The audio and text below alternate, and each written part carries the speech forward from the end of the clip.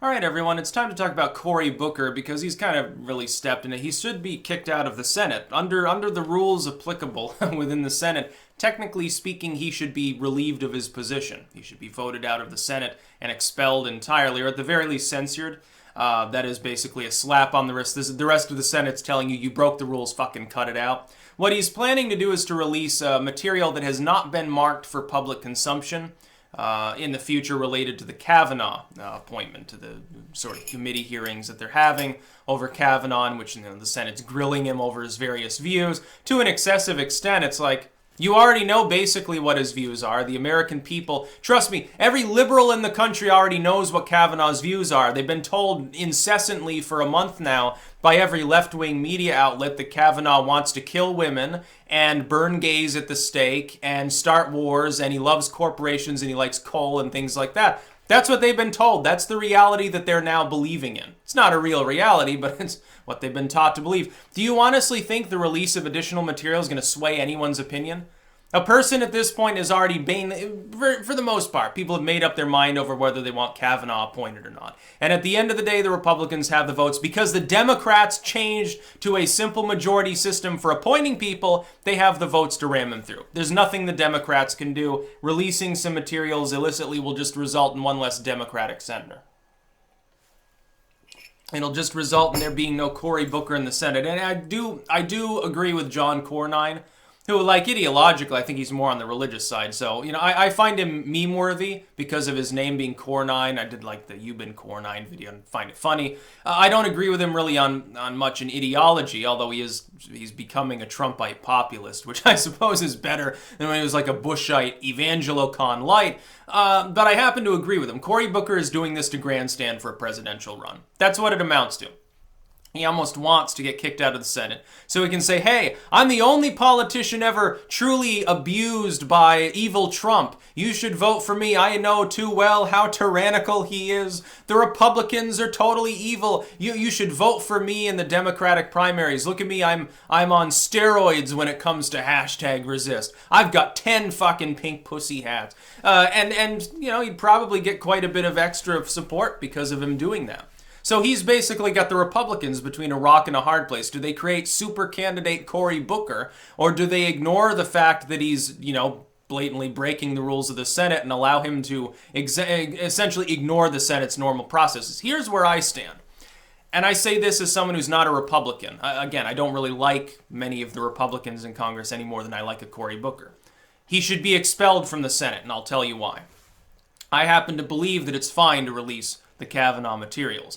But to breach the normal rules of the Senate, to say that the imposition of rules by the Republicans within the Senate regarding the release of info is an opportunity for a #resist Democrat to simply throw off all decorum and begin breaking the rules in a form of non-violent Martin Luther King-style resistance against some horrible and largely non-existent tyranny, I think that takes us down a dangerous road. We're already going down that road. We've got a situation here where the fundamental functions of our government are beginning to break down into chaos. The normal decorum shown by people within politics did not start to degrade because Donald Trump was elected. He's a convenient scapegoat for a long-standing problem that has been going along now for some time.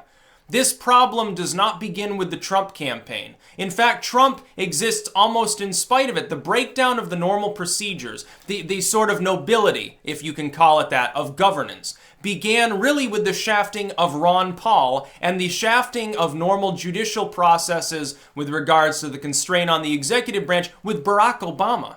Technically, it goes back further than that. You have the opacity of government under Bush and even Clinton, going back to Herbert Walker and even Reagan, with regards to the surveillance apparatus, to the police state, the outgrowth of bureaucracy.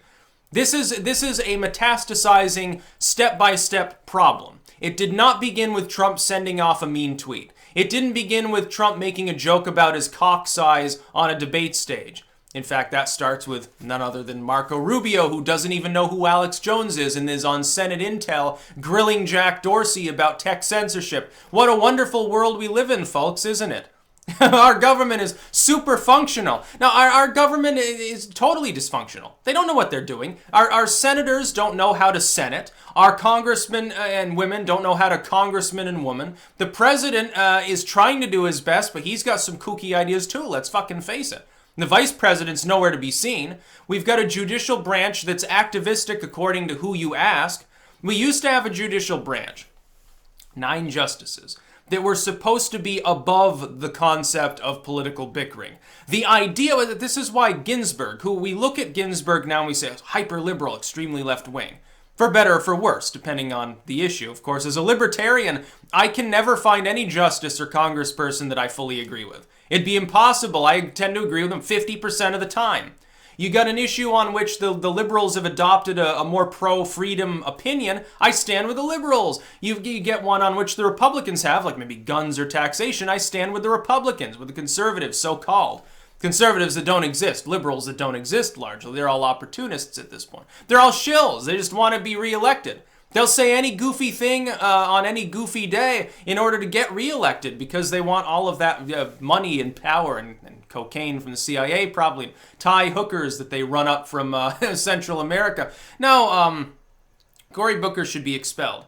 To make an example, that at least one proponent, one portion of our government needs to function as normal. The Senate was literally implemented. The reason we had in the beginning a bicameral legislature, split between the House and the Senate. The House is meant to represent the popular will in the most direct sense. The Senate originally was appointed by the state legislatures. It wasn't directly voted on at all. The concept of the Senate is equivalent to a house of wise men, or, of course, a rather antiquated idea, of course. But the basic idea was to have a second group, a second legislative body, to slow down legislation deliberately, to slow things down, to be very legalistic, to be very, very dry and boring. The concept was the House is where you'd get some drunken fist fight. The House is where people got really emotional. They represented the people. They were inspired in an almost demonic sense. They were fucking speaking in tongues in the most literal sense in many cases. Beating each other with fireplace tongs. That the House was a group of people who represented the popular will. What was the popular will at the time? It was half the population was illiterate. People were like peasants. Most people were totally rural. They were farmers and shit. So the House of Representatives originally was supposed to reflect that basic reality. It's not that way now, but it's why it was there. The Senate was supposed to be chosen from the ranks of the highly literate, the well-trained, the doctors and the lawyers, and then, career politicians. Now, people who had more training, more literacy, more of an understanding of the concept of common law and so forth. They didn't just represent the popular will. They represented the will of governance itself. In a vaguely libertarian manner, of course, at the time. Then the judicial branch slowed it down further, and then you have the veto power of the presidency as sort of the capstone of this. The Senate is, can we please have one of those 4 basic portions of our government function as it's meant to function? We've got a House of Representatives that doesn't have any decorum at this point. They are totally hyper-politicized. Washington warned us about political parties, and I think he was right. Political party structures have infiltrated the House to such a great degree that at this point they basically should have they should wear blazers every day to work. They have little patches showing which corporations and NGOs own them. That's what we should force the House of Representatives to do. Whenever they get a major campaign contribution or some super PAC dispenses $500,000 in an ad campaign for them, we should sew another patch under their clothing. Yeah, I bet that some of them would be covered head to toe so much they'd have to wear a cape for the extra patches. Or long jester fucking shoes. When it gets to that point, give them squeaky shoes so that we know who's really bought off. That'd be a good idea. Senate's barely better, arguably worse in some cases. The Senate gets more attention. The judicial branch is not meant to be hyper-politicized. When you have a senator saying, fuck the rules, haha, resist, taking it unto themselves to be a moral arbiter instead of being what senators are supposed to be, which is more dry and legalistic and boring and obsessed with rules to slow down bad legislation and bad proposals. When we get to that point, no, as a libertarian, I would say Cory is correct. He should be expelled from the Senate. Make an example of Cory Booker and anyone who stands with him on this release of documents. Anyone who participates, kick them out of the Senate. If it looks like a partisan game, fuck it. Who cares? Your job, as John Cornyn and all of the others, your job is to follow the rules of the Senate. The procedures and legalistic rules of the Senate are basically the only thing. Look, we're having this problem at the moment with a hyper-partisan SCOTUS nomination process because the Democrats threw away a long-standing rule within the Senate to have more than a simple majority necessary to appoint a nominee for the judicial branch, for the SCOTUS, for the Supreme Court of the United States. That was championed by Obama and the Democrats. Not one Republican stood in favor of it.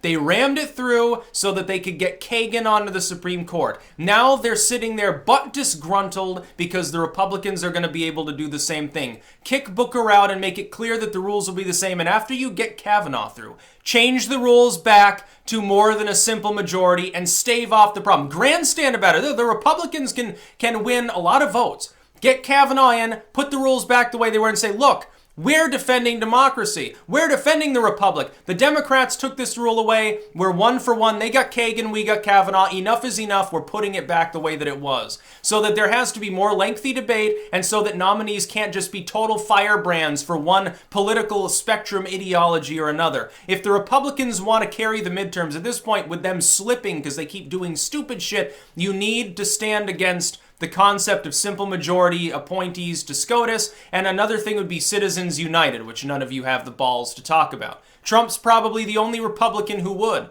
He's like, hey, what corporations? You didn't donate to me. I don't care. Trump, by the way, would be well warned. He should take up political campaign contributions. Very quickly, he should make that another issue within his presidency. If he champions that, how are the Democrats going to fight against it? Are they going to argue for more corporate donations? Yeah, that's going to make him look good for 2020.